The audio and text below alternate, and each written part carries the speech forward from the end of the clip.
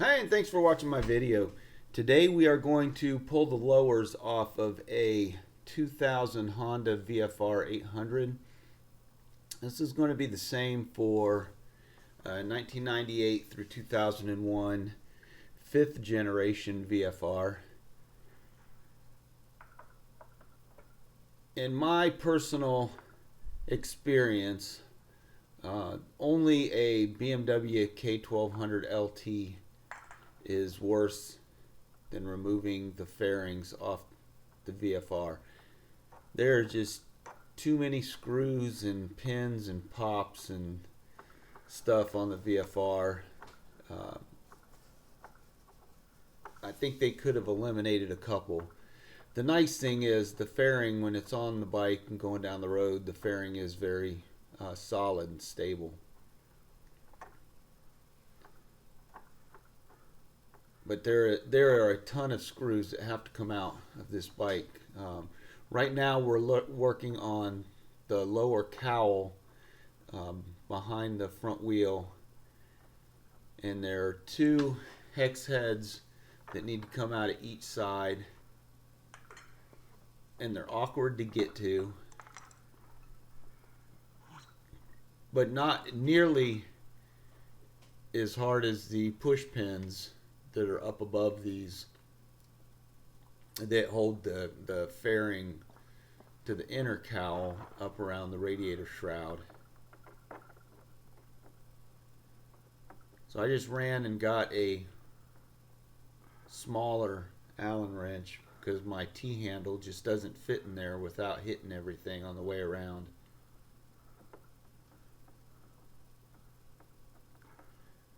So if you're watching this video and you have a 20-year-old bike like mine, just note that it's a good idea to have some of the rubber grommets that these bolts screw into. After 20 years, the rubber is starting to get hard and crack and dry rot and brittle. That's what I noticed this time. My bike has 54,000 miles on it. I don't really ride it as much as I used to ride it. So here I'm putting the light on. So originally Honda has a little I don't know what you would call it, fastener with a Phillips head that screws out. As those get worn out, you can replace those, and I've replaced some of mine with the little fasteners that you just put the fastener in and push the pin in the center into place, and to take them out you just push that pin in the center a little bit farther and the fastener comes out of the bike. So I like those a little bit better. That's what Suzuki used, and I have a bag from a Suzuki bike that I built a few years ago, and my Honda's been slowly getting those. But anyway, I was saying those rubber grommets, it's a good thing to have a couple of those on hand. If you watch my video where I'm putting this bike back together, on the other side, the bolt I'm taking out right now, that rubber grommet broke when I was trying to install it. It cracked and I couldn't get the screw head.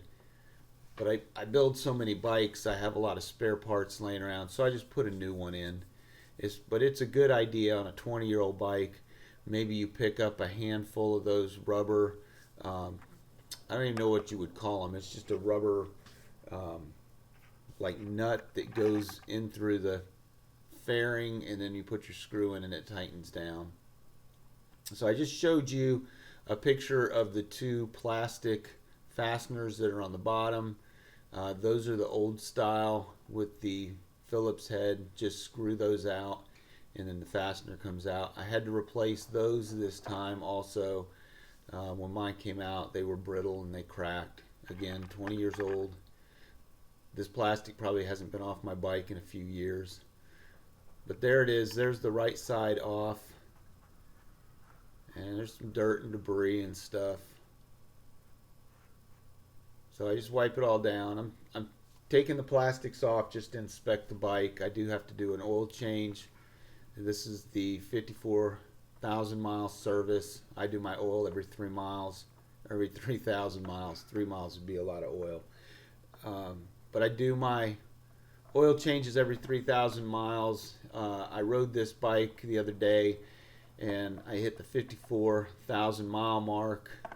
So that told me it needed an oil change. So I went ahead and figured, while it's still a little bit chilly out, I might as well do this video and get this bike ready and prepped for the riding season. This year I said I'm going to work on less bikes and I'm going to ride more. So that is my goal. Hasn't been working out for me as much. My day job has been taking up more of my time. But I'm still doing a lot of motorcycle work on the side. I'm just not doing as much as I did in 2020 with the coronavirus. Being stuck at home, it gave me a lot of free time to build a lot of motorcycles and build motorcycles for other people. So it worked out good for me. But again, you see how difficult it is to get some of these screws. Honda really buried them in there pretty good, but those screws do have to come out so you can get the left side off.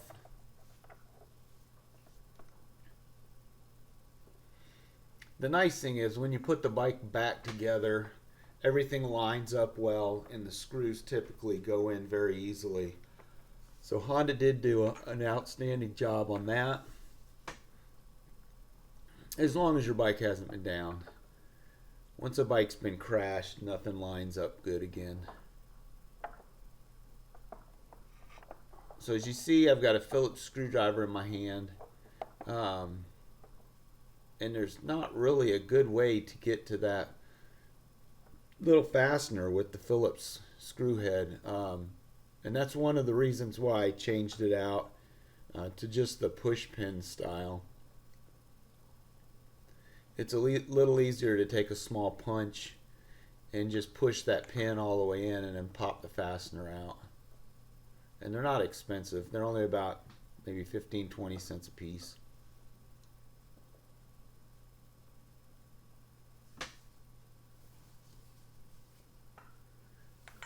There's also not really any pattern to how you take these screws out.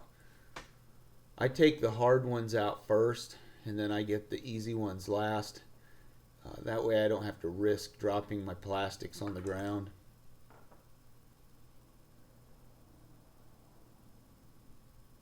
And I also have many extras of all of these screws just in case I lose one falls out going down the road.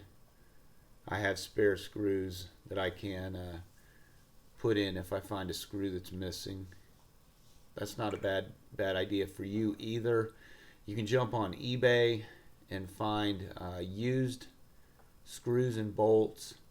You'll find the whole kit, every screw and bolt that came off of one of these bikes when it's been totaled from the recyclers. And then just grab all the screws and bolts, and then you don't have to worry about it. These bikes are starting to get a little bit harder to find parts for now that they've reached 20. So it's not a bad idea to start buying some spare parts for your VFR if you're going to keep it around for a while. I figure I'm going to keep this bike for another 20 years. This used to be my touring bike. I do have the Givi luggage for it. I may even get around to selling the Givi rack and the bags. I have a 2014 Deluxe, VFR Deluxe that I've been touring on, and that's my 2-up bike. So this one has gone back to just being a one rider. I've got those crappy Dunlop Road Smarts that are going to come off, and I'm going to put some sport tires on it. But thanks for watching.